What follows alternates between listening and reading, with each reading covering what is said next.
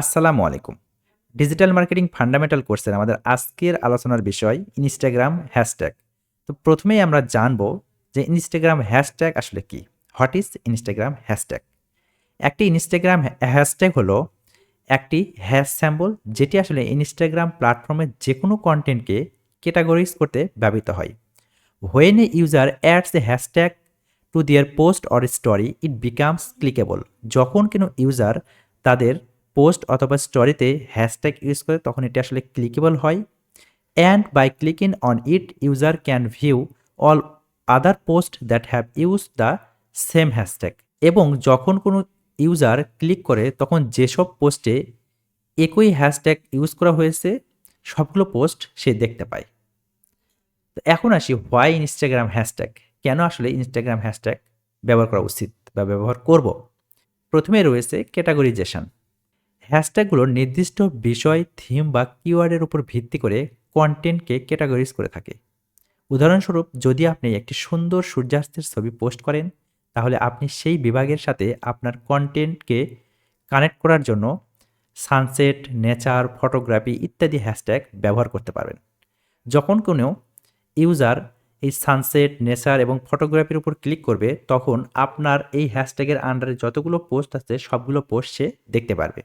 এরপরে রয়েছে ডিসকভারিবিলিটি। যখন ব্যবহারকারী একটি হ্যাশট্যাগ সার্চ করে ক্লিক করে তখন তারা সেই হ্যাশট্যাগের আন্ডারে সমস্ত পাবলিক পোস্ট দেখতে পায়। এটি ব্যবহারকারীদের তাদের ইন্টারেস্ট অনুযায়ী কন্টেন্ট এক্সপ্লোর করে থাকে। এরপর রয়েছে ট্রেন্ডিং হ্যাশট্যাগ। ইনস্টাগ্রাম প্রায়ই ট্রেন্ডিং হ্যাশট্যাগের তালিকা দিয়ে থাকে, যেটি একটি পার্টিকুলার মোমেন্টে ব্যাপকভাবে ব্যবহৃত হয়। ব্যবহারকারী নির্দিষ্ট বিষয়বস্তু খুঁজতে হ্যাশট্যাগ ব্যবহার করে, সেক্ষেত্রে আমাদের এই ট্রেন্ডিং হ্যাশট্যাগ ব্যবহার করা উচিত। তারপর রয়েছে হ্যাশট্যাগ লিমিটস। ইনস্টাগ্রাম হ্যাশট্যাগে একটি লিমিট আছে। 2021 সালের সেপ্টেম্বরের শেষে আপডেট আসে যে যে কোনো পোস্টে আপনি 30টির বেশি হ্যাশট্যাগ ইউজ করতে পারবেন না। যদিও আমি মনে করি বেশি হ্যাশট্যাগের চেয়ে সঠিক হ্যাশট্যাগ ইউজ করা উচিত। এরপরে আসি এঙ্গেজমেন্ট। অ্যাপ্রোপ্রিয়েট হ্যাশট্যাগ ইউজ করলে পোস্টের ভিজিবিলিটি বাড়ে এবং সেই পোস্টের আগ্রহী ব্যবহারকারীদের থেকে পটেনশিয়াল লিড আসে। যেরকম সেই পোস্টে কিন্তু লাইক, কমেন্ট, শেয়ার এগুলো বৃদ্ধি পায় এবং আপনার ফলোয়ারে একসাথে বৃদ্ধি পাবে। তারপরে রয়েছে ব্র্যান্ডিং। কিছু ব্র্যান্ড তাদের নিজস্ব বানানো কন্টেন্ট ব্যবহার করে এবং তাদের নিজস্ব কিছু হ্যাশট্যাগ ইউজ করে তাদের ইউজার জেনারেটেড কন্টেন্টে আরও বেশি এঙ্গেজমেন্ট বাড়াতে তাদের মার্কেটিং ক্যাম্পেইনে এসব হ্যাশট্যাগ ইউজ করে থাকে। আপনি দেখবেন যে অনেক ব্র্যান্ডের কিন্তু নিজস্ব হ্যাশট্যাগ রয়েছে। যেরকম আমি বলতে পারি যে আপনি যদি ইনস্টাগ্রামে দারাজ লিখে সার্চ করেন তাহলে দারাজের যতগুলো পোস্ট রয়েছে সবগুলো কিন্তু আপনার সামনে আসবে। ঠিক একইভাবে আপনি যদি দেখেন রবি ডিজিটাল একাডেমি সেটি লিখে যদি ইনস্টাগ্রামে আপনি সার্চ করেন তাহলে আমার এই হ্যাশট্যাগের আন্ডারে যতগুলো পোস্ট রয়েছে সেগুলো আপনি দেখতে পারবেন। এভাবেই মূলত ব্র্যান্ডিংয়ের ক্ষেত্রে ইনস্টাগ্রাম হ্যাশট্যাগ ব্যবহৃত হয়। তো এখন আসি ফাইন্ড প্রপার হ্যাশট্যাগ। আমরা অ্যাকচুয়ালি আমাদের পোস্টের জন্য প্রপার হ্যাশট্যাগ কীভাবে ফাইন্ড আউট করব। এটি আপনি দুইভাবেই করতে পারেন। ম্যানুয়ালি করতে পারেন, টুলস ইউজ করে করতে পারেন। ম্যানুয়ালি করার ক্ষেত্রে যে প্রবলেমটা হবে সেক্ষেত্রে আপনি হয়তোবা অনেক বেশি হ্যাশট্যাগ পাবেন না। যেরকম আমি যদি ফ্যাশন রিলেটেড হ্যাশট্যাগের কথা বলি বা ডিজিটাল মার্কেটিং রিলেটেড হ্যাশট্যাগের কথা বলি, সেক্ষেত্রে আপনি বলতে পারেন digital marketing, social media marketing, Facebook marketing, Facebook ads, Google ads বা আদার যে আসলে ডিজিটাল মার্কেটিংয়ের যে প্যারামিটারগুলো রয়েছে সেগুলো নিয়ে আপনি হ্যাশট্যাগ তৈরি করতে পারেন। বাট সেই হ্যাশট্যাগের আসলে সার্চ ভ্যালু কেমন, কম্পিটিশন কেমন সেটা কিন্তু আপনি বুঝতে পারবেন না বা দেখতে পাচ্ছেন না।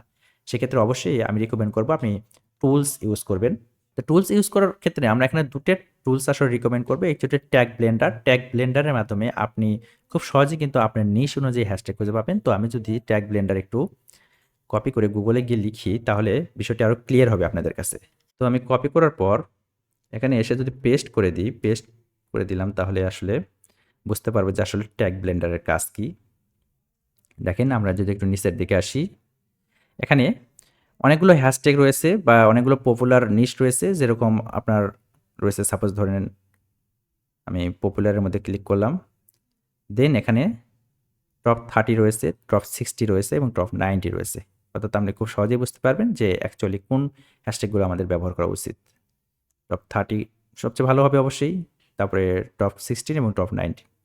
তো আমি এখান থেকে আসলে দেখব, যেকোনো একটা নিশ সিলেক্ট করব, ফ্যাশন নিলাম।